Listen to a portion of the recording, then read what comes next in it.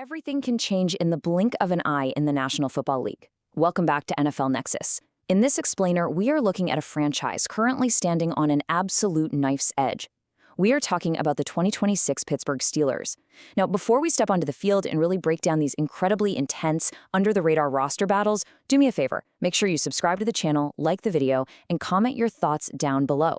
And hey, if you really want to support the deep dive documentary-level analysis we do here, consider becoming a channel member. All right, let's get into this. Look, ever since the legendary Ben Roethlisberger finally hung up his cleats and retired back in 2022, this organization has essentially been wandering through a massive quarterback desert. They have been desperately searching for a true north. And now, they actually believe they finally found it. But here is the catch. It comes with an incredibly short, almost terrifying expiration date. Veteran quarterback Aaron Rodgers is in the building, and he is gearing up for one last ride. And steering the ship? None other than new head coach Mike McCarthy. This is a man who has already climbed the mountain and won a Super Bowl with Rodgers. On paper, the pieces look absolutely perfect. The stage is completely set. But beneath those massive marquee names, beneath the bright lights, a quiet, desperate war is being fought. Everything changed in a matter of seconds. Think about the absolute fragility of a championship window in this league. Just think about it. It is like a house of cards. One single decision. One slightly miscalculated contract extension, one late-round draft pick failing to step up and make a play on a random Tuesday afternoon practice in the sweltering August heat. That right there is literally all it takes for a Lombardi trophy to just slip through a franchise's fingers. The headline writers across the country, all the major networks, they are focusing entirely on the reunion of Rodgers and McCarthy. It's a great story, but the reality on the ground in Pittsburgh is far more brutal. So we have to pause and ask the really uncomfortable question here.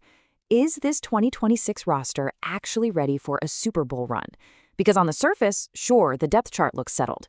You look at it and you see the stars, you see the future Hall of Famers, and you think, okay, they're good to go. But when you look closer, when you really analyze the microscopic transactions, the incredibly tight salary cap constraints, and the absolute brutal training camp battles happening right now in the shadows, you start to realize something. This team is secretly fighting a war in the absolute margins. The true foundation of this roster is currently shifting beneath their feet, and almost no one is talking about it. Which brings us to the core issue, a franchise truly on the brink. It all comes down to the man pulling the strings behind the curtain. General Manager Omar Khan is managing an intense, high-stakes puzzle of just astronomical proportions. You see, he isn't just managing massive locker room egos. He is actively managing the strict, absolutely unforgiving mathematics of the NFL salary cap. And he is trying to do all of this while trying to maximize a violently closing championship window with a heavily aging quarterback. Every single dollar, and I mean every single dollar, and every single practice rep has massive consequences. I cannot stress this enough. A Super Bowl isn't just won by a legendary quarterback throwing a miraculous Hail Mary in the fourth quarter. It's not just won by big-name head coaches drawing up the perfect play on a whiteboard on Sunday. Championships are secured by meticulous, almost obsessive cap management. They are won by the gritty, completely under-the-radar roster battles happening at the absolute bottom of the depth chart. If Omar Khan miscalculates by even a fraction of a percent, the entire 2026 campaign collapses before Aaron Rodgers even takes his first regular season snap. So let's look at the first domino that could fall, the massive dilemma surrounding Joey Porter Jr. We have to zoom in on the absolute biggest shadow looming over the Steelers facility right now, Joey Porter Jr. Look, we all know the story. He is a hometown hero. He has shown undeniable, jaw-dropping flashes of brilliance on the field. He has the perfect pedigree, he has the legendary name, and he absolutely has the raw talent. But the business side of the National Football League, it is entirely devoid of sentimentality. It doesn't care about your last name. He was drafted back in 2023, and here is where things get incredibly complicated. Because of a strange technicality, there is no fifth-year option for him, and the clock is ticking incredibly loudly. Here's the stark reality of the situation, and this is exactly why the tiny details matter so much. The Steelers drafted Porter in the second round. Now, specifically, it was with the 32nd overall pick. Normally, pick 32 acts as a first-rounder, but it technically fell into the second round that year because the Miami Dolphins forfeited a pick. Because of that wild anomaly, his rookie deal is strictly 4 years. There is no automatic fifth-year option for the front office to trigger just to buy themselves some extra breathing room. His contract ends after this season. Period. If the Steelers want to keep their defensive cornerstone, they are forced to re-sign him immediately.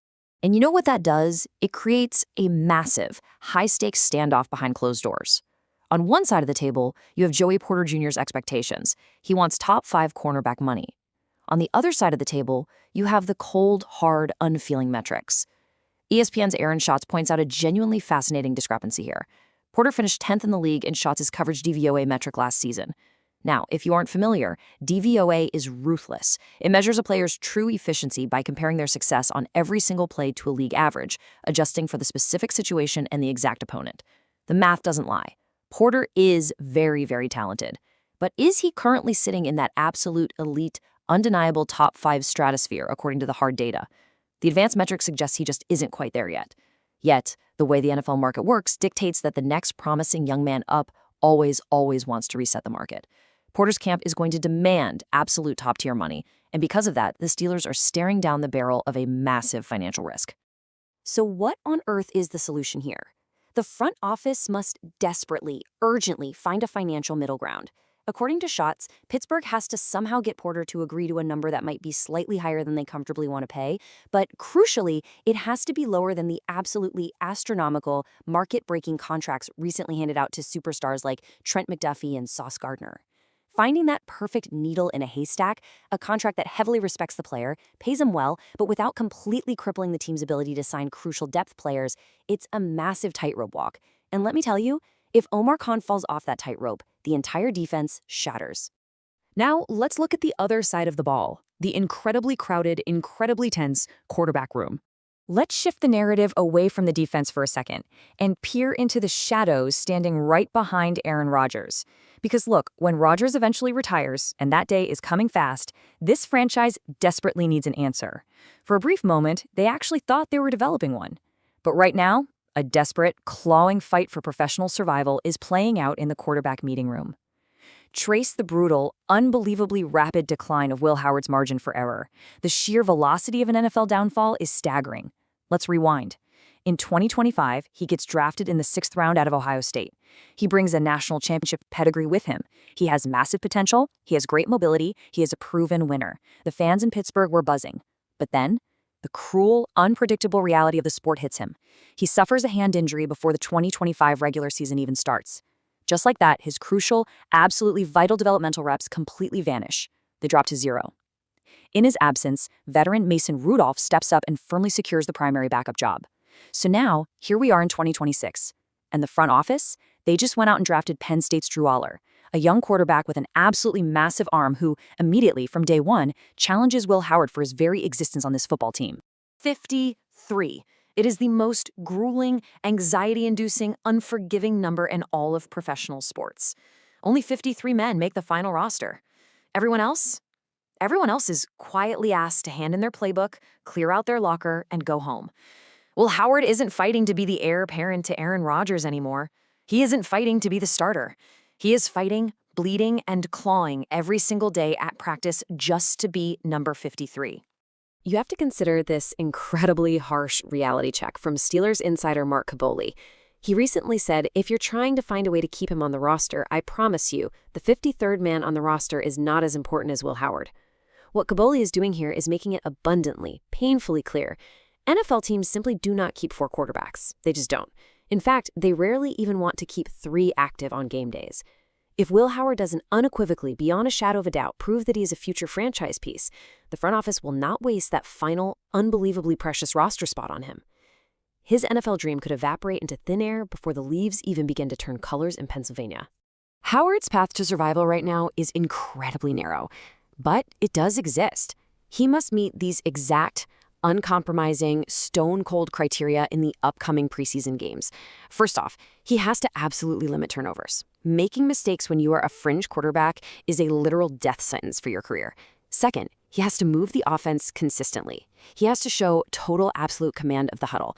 This is something that Drew Aller, being a raw rookie, might actually struggle with early on. Third, and honestly most importantly, Howard must prove his immense value on the ground. Howard can scramble, he can absorb contact, he can make exhausted defenses pay dearly with his legs. He has to weaponize that unique trait to separate himself completely from Mason Rudolph, who, as we all know, is famously immobile in the pocket.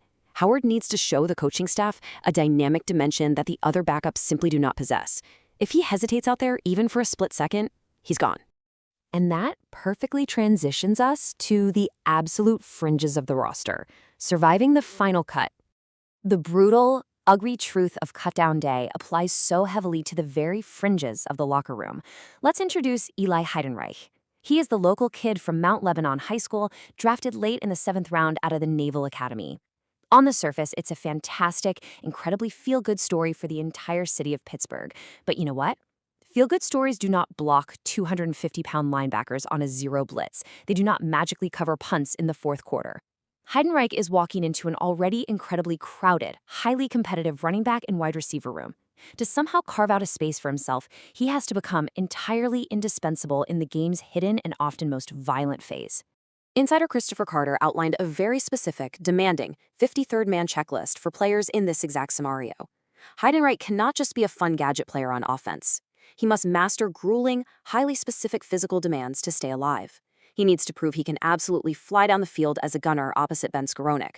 He has to go to war and battle Caden Weddingen for the perilous, high-speed job of kick returner. And perhaps most importantly for his chances of getting offensive snaps, he must become an absolutely elite pass blocker.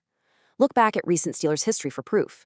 Jaylen Warren thrived and earned a massive game-changing workload specifically because he could flawlessly, consistently pick up terrifying edge rushers in pass protection. Conversely, Caleb Johnson heavily struggled to ever see the field because he was a total liability when asked to block. For Eli Heidenreich, being a versatile Swiss Army knife isn't just a luxury for the team, it's literally his only lifeline to staying in the league. And there's one more microscopic, critical detail that could ultimately decide his fate, replacing Kenneth Gainwell's specific role in this offense. We know Aaron Rodgers. We know exactly how his brilliant mind works in the pocket, especially as he has aged. When the deep routes are heavily covered and that pocket inevitably begins to collapse around him, Rodgers relies heavily on his running backs in the quick checkdown game. Heidenreich must absolutely prove beyond any shadow of a doubt that he is a more reliable, more instinctual pass-catching option out of the backfield than players like Rico Dowdle. If he drops a single third-down pass in August training camp, the coaching staff will write him off instantly. Which brings us to the ultimate reality of this franchise. The clock is ticking. It's really easy to look at a 7th-round rookie desperately fighting for special teams reps or a 6th-round quarterback nursing a hand injury on the sideline and just think these are isolated, microscopic storylines, but they absolutely are not. They are the intricate, deeply connected gears of a massive, multi-million-dollar machine. The contrast here is absolutely terrifying for a front office to manage. Think about it. Overpaying a star like Joey Porter Jr. to keep him happy could mean you literally do not have the remaining cap space to sign the veteran offensive line depth you desperately need when a starter goes down with an injury in Week 14. On the flip side, cutting a young, high-upside player like Will Howard just to keep a special teams player around could mean you are actively throwing away your future franchise quarterback of the 2030s simply because you were incredibly impatient in 2026. A single misstep by Omar Khan right now, a single incorrect evaluation on a random Tuesday afternoon could violently derail this entire season and severely handicap the organization for half a decade. The stadium lights are currently turned off. The massive grandstands are completely empty, but make absolutely no mistake about it. The season hasn't started yet, but the war is already being actively fought. Championships in the National Football League are not just magically secured in February under the confetti. They are forged right now. They are won in the suffocating heat of August special teams drills. They are won in the silent, incredibly tense negotiations over salary cap sheets. And they are won in the dark, quiet film rooms where coaches must sit down and decide who stays and who ultimately goes. The stakes have literally never been higher for Mike McCarthy, for Aaron Rodgers, and for Omar Khan. Every single decision they make over these coming weeks will directly echo through the history of this incredibly proud franchise. So I leave you with this final thought. When the dust finally settles, when the brutal, heartbreaking cuts are made, and the 2026 window finally inevitably closes, who will be left standing? Thank you so much for diving deep with us on this explainer. Remember to subscribe to NFL Nexus, drop a like on this video, and comment your thoughts below. We want to hear from you. See you next time.